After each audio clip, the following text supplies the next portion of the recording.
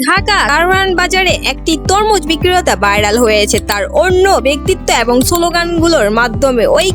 ওই কিরে মধুর রসমালাই ইত্যাদি স্লোগান সামাজিক মাধ্যমে ছড়িয়ে পড়া তরমুজ বিক্রেতা আলোচনা কেন্দ্রবিন্দু হয়ে ওঠেন। তার এই ভাইরাল ভিডিওগুলো সোশ্যাল মিডিয়াতে ব্যাপক শেয়ার এবং দর্শক আকর্ষণ করে। কিন্তু ভাইরাল হওয়ার পর এই তরমুজ বিক্রেতা নতুন এক সমস্যার সম্মুখীন হন।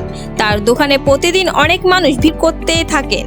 অনেকে ভিডিও করতে আসেন, কিন্তু ক্রেতারা তার দোকান এড়িয়ে যেতে থাকেন।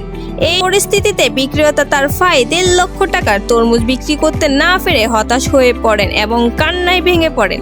তিনি জানিয়েছে তার তরমুজগুলি অবিক্রি রয়ে গিয়েছে। যদি পরিস্থিতি এমন থাকে তাহলে তার ব্যবসা পড়বে।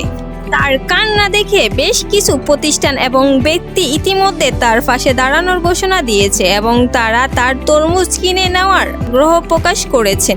এই ঘটনা থেকে বের হয়ে আসার সবচেয়ে বড় প্রশ্ন হলো, সামাজিক মাধ্যমে ভাইরাল হওয়া কখনো কখনো বাস্তব জীবনে কিছুটা নেতিবাচক প্রভাব ফেলতে পারে এবং এটি একজন ব্যক্তির ব্যবসার ক্ষতি করে তুলতে পারে।